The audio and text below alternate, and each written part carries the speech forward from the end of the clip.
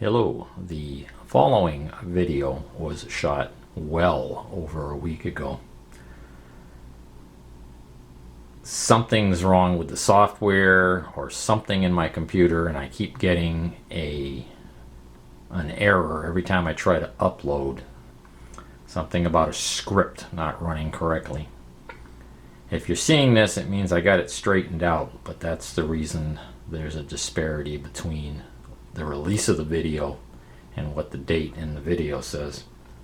So anyway, hopefully by the time you see this, I'll be ready to move on to the second section of this where the RCA is finished, and we'll cover that briefly, and then we'll move on to aligning the Howard FM.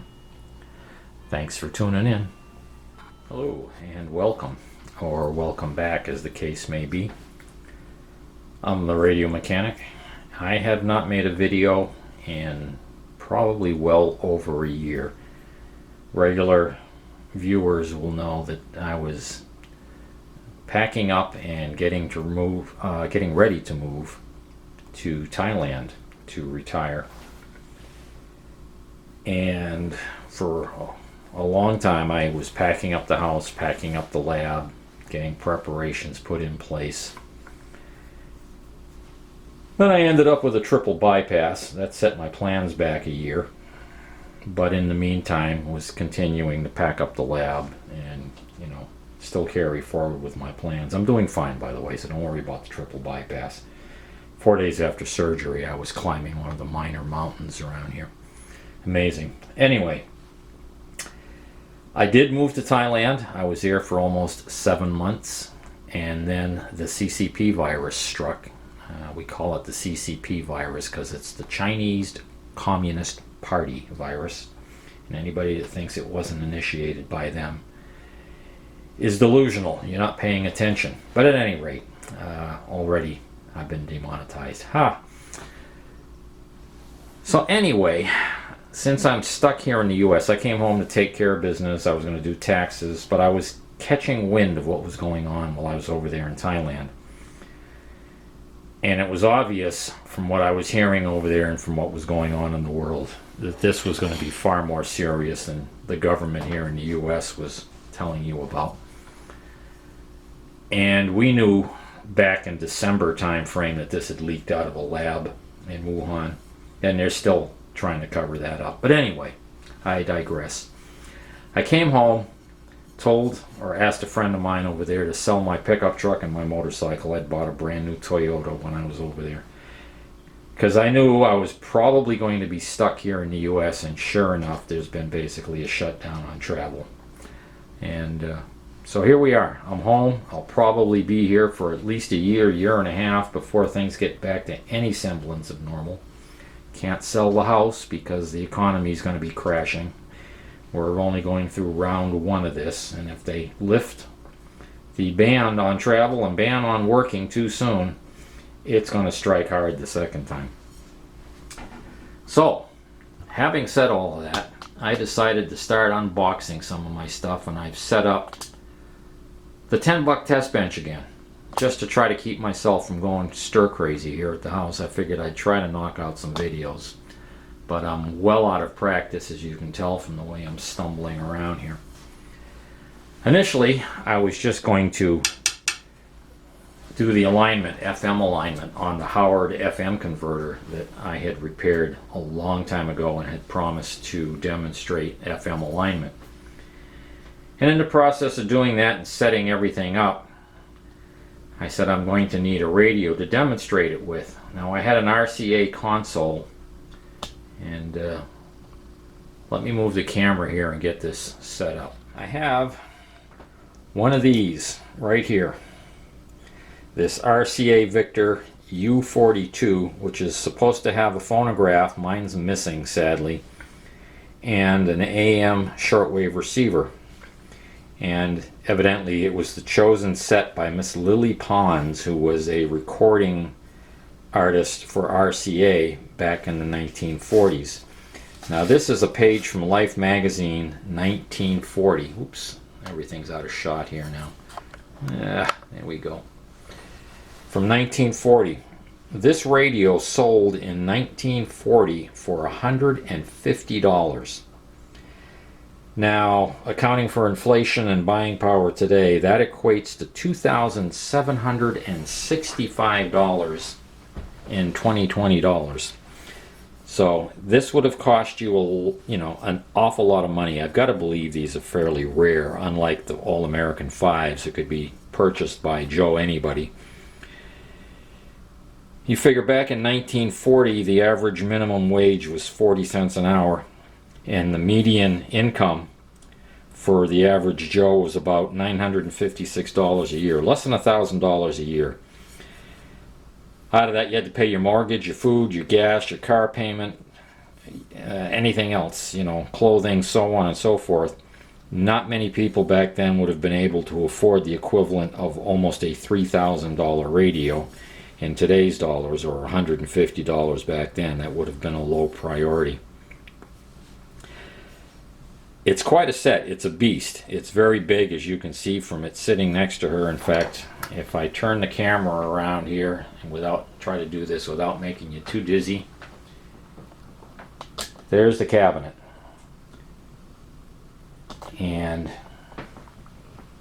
this set uses push-pull audio amplifier. Depending on your particular version, it could be two F6Fs and push-pull, with a 6SF5 phase inverter, and should put out between probably 6 and 10 watts in push-pull. But it's a beast to work on. I was going to use it, well, let me try to be a little less disjointed here. We'll take you up. This is the main chassis. This is the power supply that sits in the bottom of the cabinet. All of this cabling runs all over the cabinet. This is the power supply. This is the plug for the phonograph. There's another cable over here for all of the lights that are in the cabinet and the phonograph area, and there's an indicator on the front of the cabinet itself that tells you the power's on. And also the electrodynamic speaker, which is sitting over here. It's a roughly 12 inch. I haven't measured it. It's at least 12 inch. And it's a beast. I have never seen a stiffer suspension on a speaker cone in my life. It's almost immovable when you press on it. And no, the voice coil is not dragging. It's just an extremely stiff cone. But I had noticed, even before I left, I've done some work on this. The cabinet was in bad shape and back on the bottom. This had been stored in a very damp location, as it is evidenced by the rust here, rust on tubes. That generally it was stored in a damp area, and the wood had come apart. The platform that this sits on had totally delaminated into just little sheets of wood. Managed to save that shelf. I glued it all together years ago and clamped it between two planks with a bunch of C-clamps, and it looks just as solid, or it is just as solid as the day it left the factory. But its support along the back of the cabinet and the bottom had just completely disintegrated. I had to replace that with another piece of plywood. And this radio has been in the house for years. I've been looking for a phonograph for it. I can't find one anywhere. And just to show you what it is, oh, come on. I have in the manual here, or in the documentation, a picture. You can see it has a very unusual looking tone arm with a pod or something sticking off to the side, and it was an automatic changer. It had a little mechanism here and a little mechanism here that would drop your 78 RPM records, and it would hold 8 or 10 inch records and play them automatically, a stack of them. But that turntable somewhere along the way was taken out of this cabinet long before I owned it, and I've never seen any at any of the flea markets or on eBay or anywhere. However, the radio was working, and because I'd done so many things over time, I had convinced myself that I had recapped this radio. But it was getting distorted, and I suspected or expected to find that some resistor values had shifted in the phase inverter, or one of the output tubes had gone soft and was causing the distortion, and it was getting worse and worse and worse. So before I did the video on the Howard, I figured I'd better have a decent receiver or decent amplifier to plug the Howard into so we can demonstrate that everything's hunky-dory after the alignments are done. Took it out of the cabinet, flipped it on its back, and to my horror discovered that I never recapped this radio. I don't know how this happened. It's full of waxies. Somebody's obviously replaced the main filter capacitor at some point in time, but that's probably from the 60s. There's another electrolytic down in here and one here that that might be, that's a solar, it looks like. Yeah, that's a solar, so that's probably a replacement at some point. I don't know what the name is on the one down on the bottom. It's full of dog bone resistors. Those are notorious for moving around in value. There's these, I call these throat lozenge capacitors. They're plastic molded things that look like a licorice throat lozenger. And I believe those are paper caps that are molded to look like a mica cap. I don't believe those are mica capacitors at all. In fact, I found so many of these leaky, I'm just going to replace that. I was just astonished that I've been running this thing. I've had it in the house for 10 or 15 years, and I had just totally spaced recapping this. It never got done. This certainly isn't my handiwork. You can see this piece of wire here with all these components bridged onto it. Somebody has done work on this at some point in time. So before we do the Howard, I'm going to have to completely recap this. Now, I'm not going to bore you with that process. I'll do it offline. We'll come back at another time, and when this is up and working, then we'll do the Howard. It's just incredible. There's 3 different versions of this. Some of them use 6F6 output tubes. Some of them use 6K6 output tubes. The RCA schematic says the tubes are interchangeable, but none of the tube manuals say they're interchangeable. They do have the same pinout, but they have different upper power levels, different high voltage levels on the plate. In fact, the 6K6s are being run 5 volts over their recommended voltage value on the anode. But, you know, 5 volts. I'm sure they lasted for many years. RCA, the engineers there weren't stupid. They knew what they were doing. A lot of people say, how do you do all of this? Well, how I do all of this is by making sure I have a supply of good literature on hand. Now, people look at books like this in the flea markets and walk by them because, oh, that's old. Well, if you're Mr. Carlson, maybe you can do that. I'm a mere mortal. I need to know how these things were designed and engineered so I can fix them properly. Here's an RCA Radio Tron Manual from 1941. This is the latest published edition on this was 1950. This is from 1940. This was put out by the Precision Manufacturing Corporation, the people that made my sweep generator here, as well as the other 2 sweep generators I have that I've been using. Here's one of them, and here's another one.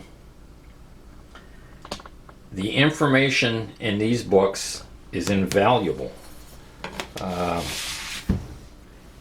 If you want to understand how these phasing circuits work, it's not straightforward all the time. It can be a little bit confusing on how these function, or how they were intended to function. Between this book and this book, they give the complete explanation on how these phasing circuits work. This one has a schematic in it that's nearly identical to the RCA set. This has 3 additional schematics in it of variations of the circuit and explains how those work. So if you're trying to troubleshoot one of these, anytime you see one of these books from the 40s, grab it. The information in here is invaluable, and they had a way of presenting the information back then for the average serviceman so he could understand it. You got to remember, the average service guy was just a Joe off the street who probably took one of those NRI courses and had to figure out how this stuff worked. Another thing that's invaluable, tube manuals, tube substitution book, and these RCA tube manuals. This one's from the 40s, this one's from the 40s, this one's from the 50s right here, and this one's from the 60s. They are invaluable. Testing tubes, for example, with my tube tester. I have found so many mistakes in the documentation that come with my tube tester. You test a tube that's been working, you're getting crazy readings on the tube tester, you open this book up and you find out that they've made a mistake in the chart for the tube tester, and the pinout is wrong. If you're going to be doing antique FM radios, and I've shown this book before, this is a book you got to get your hands on. These are readily available on eBay.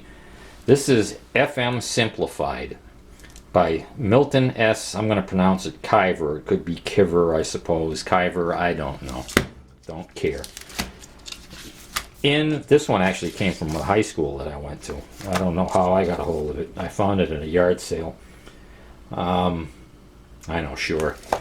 But this will explain FM circuits, it'll explain discriminators, it'll explain ratio detectors in a way that is simple to understand and makes these alignments simple to do. Invaluable reading material. If you're going to be working on antique radios, tube FM sets, get on eBay, find FM Simplified, and there's several editions. This happens to be the 3rd edition. I don't know what the difference would be in the 1st and 2nd. But typically, the higher up you go, more information's been added, corrections have been made. Again, Milton S. Kiver, absolutely essential. RCA tube manuals, absolutely essential. Radio Tron Designer's Handbook. This was published by RCA. In fact, the people that made the radio, RCA. This was November 1941, but the information in here is clearly presented. Plus they have the math for the design process. Absolutely amazing books. This one, Elements of Radio, 2nd edition. This was a flea market, one of the antique radio flea market finds. I'm looking for the latest edition publication on this. 1952 was the newest time this was published. The information here is invaluable in understanding what the engineers were thinking when they designed these sets. It just makes it so much easier to work on these radios. And this one, Servicing by Signal Substitution. Now, I've seen many of these on eBay. I got this one on eBay for, I don't know, $8 or $10. I don't remember. But they explain in here, like on a lot of the precision equipment, precision made, and that's the name of the company, was Precision Signal Generators. On the front of it, they had a jack that was labeled AVC, Automatic Volume Control, and a pot. What that was a DC output that could be used or connected to the AVC, what we'd call AGC, ALC today. They called it Automatic Volume Control back then. In some cases, you don't want to disable the AGC. Let's say if you had a receiver and you were in, like Manhattan, and there was a ton of AM stations that were close and strong.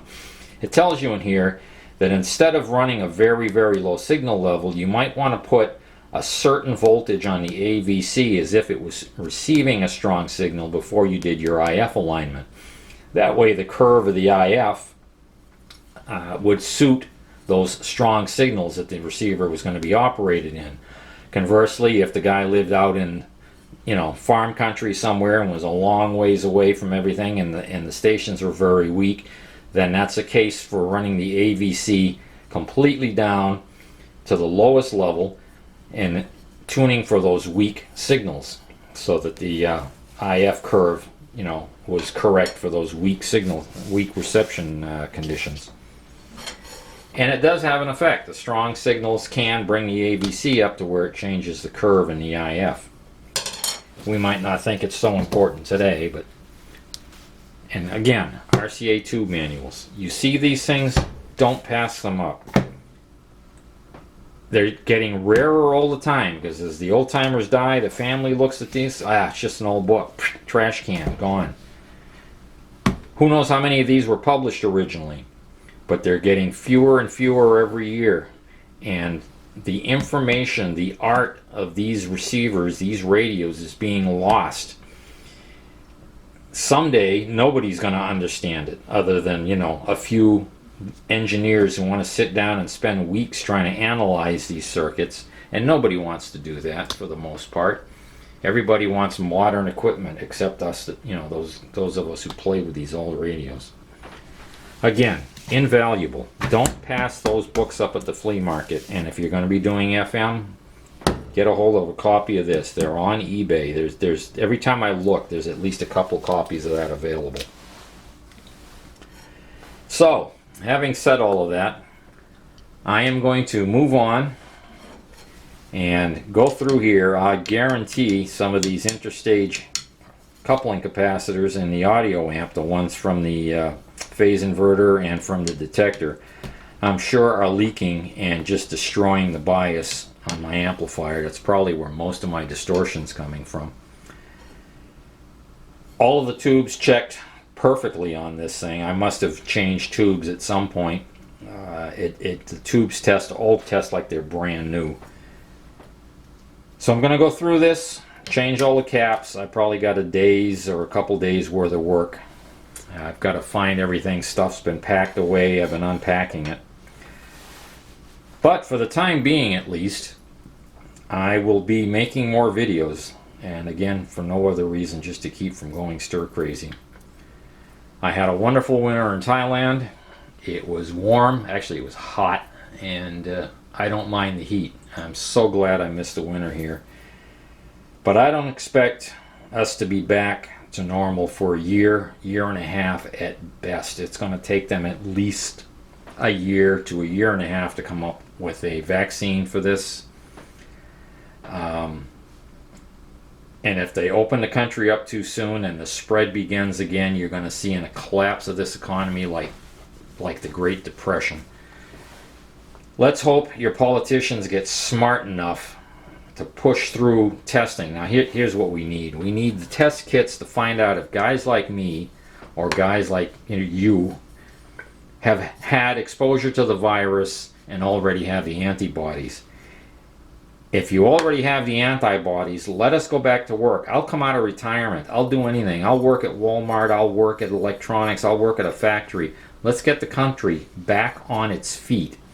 But we have to find out who it is safe for to go out. I'm 69 years old. Triple bypass. I'm in the death curve if I get this virus. Maybe my immune system's strong enough. Flying back from Thailand, going shopping now and again. Now, I've been very careful to limit my exposure, but who knows? I may have had it. I may now be immune. But I'm not going to take that chance until they've got a testing kit to let me know one way or the other. Once I know I'm in the clear, I will jump at an opportunity to get back to work and help everybody, let's get the country going again. But let's not just decide that we're going to pull down all the quarantines and go back to work, because until we know, we're going to end up with a disaster. And China's going to walk in and take us over. And that's been their plan for the last 50 years, has been to quietly move in. And if you think that's just alarmist, or you think that's some sort of conspiracy theory, you're not paying attention. I've been trying to tell people this for 30 years. We need to pull out of China. I said this 30 years ago. Why are we sending everything to China? The only reason we won World War II is we out-manufactured the rest of the world. If we fought World War II today, we would lose. We have nothing in this country we manufacture anymore. We will lose. We need to pull all of that back into this country so that it's a national security thing. There's no other way to state it. China right now holds our purse strings. They hold the key to all manufacturing. We've handed it to them. Your politicians have handed it to them. So many of the people in Congress, these multimillionaires, their businesses are in China. And all they want to do is kowtow to China, not piss them off so that their checks keep coming in. Well, folks, it's time to change. It was time to change 30 years ago. 30 years ago when I was saying stuff like this, people looked at me like I had 6 heads. Wake up, America. Anyway, enough politicizing. I'm sure this has been totally demonetized. I don't give a rat's patoot. I'm going to recap this thing. I'll be back when it's done. We'll go through a quick alignment, put it back together. Then I will do a video on how to align the FM receiver and its ratio detector using one of these old precision signal generators, sweep generators, excuse me. This is a sweep generator and a very, very inexpensive scope. This is a 30 megahertz, haha, Tenma scope. This thing probably starts falling on its face around 25 megahertz. It'll never make it to 30. You don't need an expensive scope. They were doing it back in the day with scopes with a few hundred kilohertz of bandwidth because the scope only has to respond to 60 cycles. The sweep generator sweeps at 60 hertz, and all the scope is doing is measuring a DC level, sweeping at 60 hertz to get the IF curve. And the same thing when you're doing the discriminator / ratio detector, depending on what your receiver has. It's sweeping at 60 hertz. So any scope you can get at the flea market will work. Any old analog scope. And I say this every time I talk about scopes. $1 a megahertz. Do not pay more. If it's a 20 megahertz scope, it's 20 bucks. If a 15 megahertz bandwidth scope, $15. Stick to your guns. Don't let these people try to charge you $150 or $200 for an old analog scope that's only got 15 megahertz of bandwidth. It's asinine. Unless you're buying something like this 400 megahertz one over here that has on-screen measurements. Yes, I guess we're back. I don't know what happened here. I thought I'd run out of memory card. It certainly didn't run out of battery because I bought a power supply for the camera. I actually had one viewer a couple of years ago tell me how unprofessional it was for me to have a battery go flat in the middle of a video. And like every other negative comment that I've ever had, and there hasn't been a lot, you go back and look up his account on YouTube and absolutely no content, or if there's any content, he's copied somebody else's. It's a link to somebody else's content. But I was very unprofessional to have a battery die. I just laughed. What an idiot. It happens.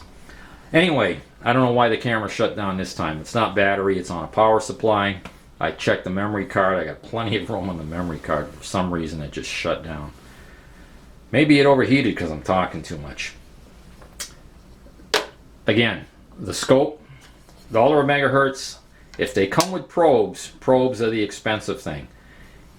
Make sure you get a decent set of probes if you're paying for them. If you've got probes of, a 15 megahertz scope, $15 plus 2 probes, figure $20 a piece at least for used probes.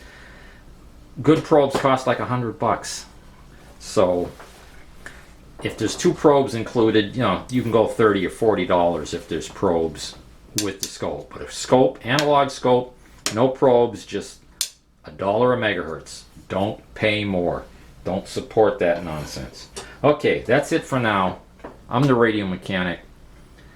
It feels kind of good to be back. I'm glad winter's over. It's a little bit scary doing the video after not doing it for close to it. Well, it's been about a year and a half. So I'm a little disjointed. I'm just getting back. I'm still unpacking things and figuring out where stuff is and getting the bench set up. Next, I'll have to go down and set up the full bench in the lab if I can dig everything out of the boxes. That's it for now. Catch up with you soon. Thanks for watching. Talk to you. Bye.